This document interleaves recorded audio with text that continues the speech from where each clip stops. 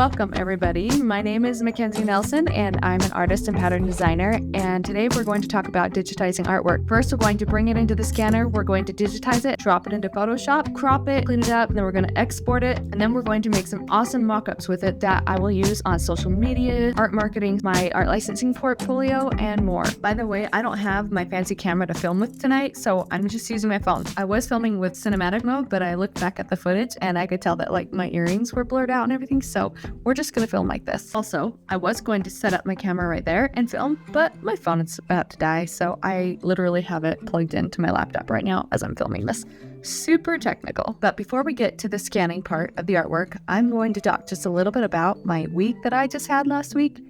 I got in a car accident and it was not my proudest moment. I have to decompress because it has been a super busy day with the kids and just as a stay-at-home mom. Coming into the studio at what time is it? 9:30 at night to film a YouTube video is just kind of adds to the hectic life, but it's also great.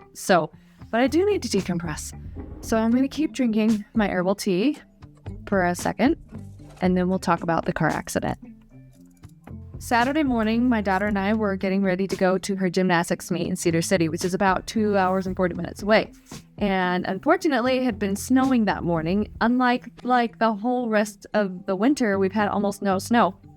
But I didn't think much of it because it was just a couple inches. We got in the car, we left, and we were only about 1.5 miles away when we turned into this little kind of side road. We're going, and I wasn't going fast. It was probably 20-25 miles an hour, but there was about that much snow on it. As I started to brake to turn, the car didn't slow down and the car didn't turn. We hit the curb, went up over the curb, and then we plowed right over the stop sign. Yeah. So we ran down a stop sign in the snow. We did make it to my daughter's gymnastics meet still. A family member loaned us a car, which was so nice. That was the weekend. Still kind of recovering from that. Today, we are going to digitize artwork.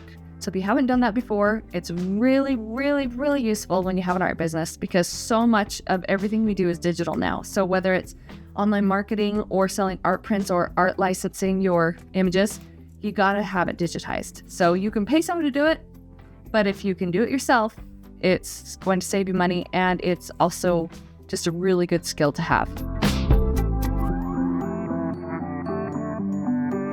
So my list of artwork that needs to be digitized is growing because I set out this year for 2025 to create way more art than I ever have, which is great. But like I said, I have a lot of art to digitize. So I was thinking over what painting I would like to digitize for you guys today. And then I ended up painting a really cute little 3x5 painting. And I think that's the one we're going to digitize today. Just a quick tip, I don't usually varnish my artwork until after I scan it.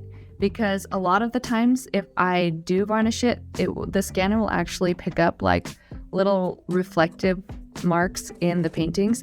And so I find that if the painting has kind of a matte finish, it's best for scanning, at least for me. So you can always varnish it and then scan it again if you're not sure or if you don't like how it looks. The first thing we're going to do is we are going to clean the scanner bed. So I just have some glasses cleaner and a little microfiber cloth. We're just going to spray it a little bit and wipe it down. Now, if we don't do this, what can happen is there will be little lint speck and even little flecks of paint that were left from the previous painting that was scanned. And the last thing you want is to have artwork with unnecessary editing and issues that come up because your scanner bed was not clean.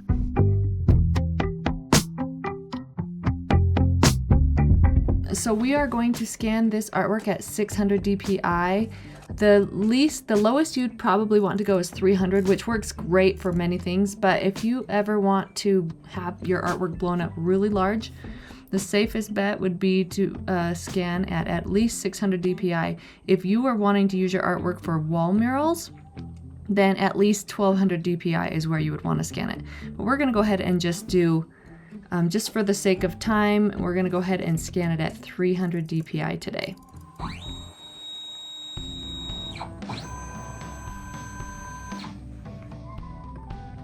Okay, so we're going to pull that up and take a look at it. And there is our scan. Now we're going to go ahead and try it at 1200. All right, let's take a look at the 1200 dpi scan.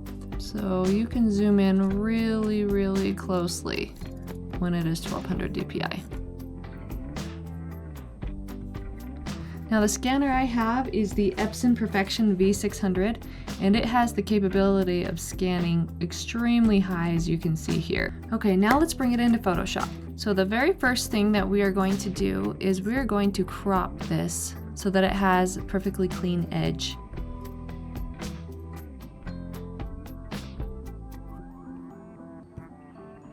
Okay, so it looks like this is going to be considered a 4:6. Let's click done. So rather than cropping farther into the artwork, what we're going to do is we are going to touch up the edges with the really cool clone stamp tool. So this is where we're going to go ahead and clean up the painting a little bit. It is really neat because it actually like clones the artwork, and you can come in and clean up all the edges. So rather than cutting off and cropping extra parts of the painting that I don't want to get rid of just because like the way the wood was cut was slightly off, I can go ahead and clone stamp to the far edge of the cropped area that actually went off the original painting.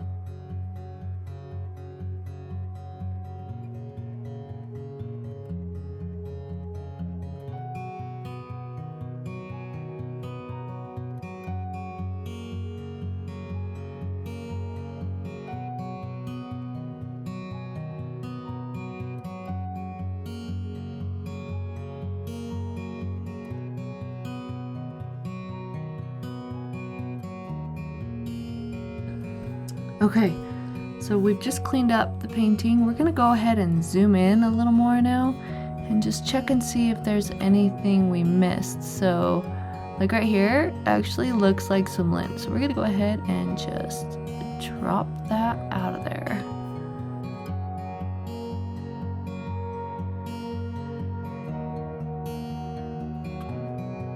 Okay, so now is when we actually look at the whole composition and we decide whether or not the color and everything is actually true to the original. So this is when I pull out the original and I'll pull it and I'll put it side by side with the computer screen and try to color match everything correctly. Okay, I actually think this looks really good and I don't know if I would do anything more to it. Even the coloring and the contrast looks great. One more thing you might notice about this painting is I haven't signed it, and that is actually intentional. It's such a small painting that if I were to sign it, I might end up having a really big signature relative to the painting. So what I actually do in this case is I'll scan it without a signature, and then I'll bring it into Photoshop and drop one of my background list signatures onto the image, and that will be the signature that is on my digitized version. I'm going to show you now how I bring in my signature.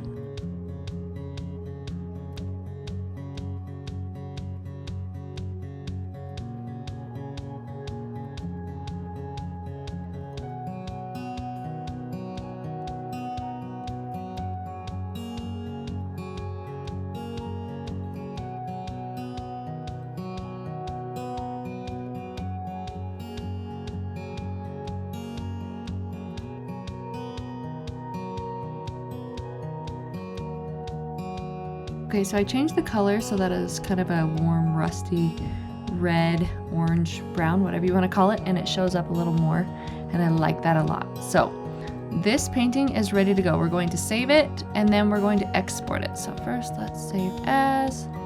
Okay, the next thing we're going to do is make mock-ups. Now this part is really fun and really satisfying because then you can get an idea of what it would look like on a wall blown up, either as an art print or a license with the wall art company. Mock-ups aren't all the same, but this is how this one works. So we're going to double click on the design here. We're going to open up the file with the edited artwork, and we're going to go ahead and drop in our new edited painting right here. So this is actually going to have to be cropped because of the scale. I don't really like that, but we're just going to try it anyway.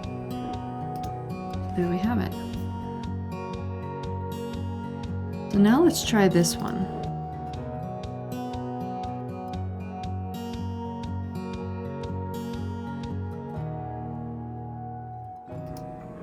And there we have it. So there is our fancy new mock-up. Okay, let's try this one. Double click, drag and drop, fit it to the artboard, enter, save, and there we go.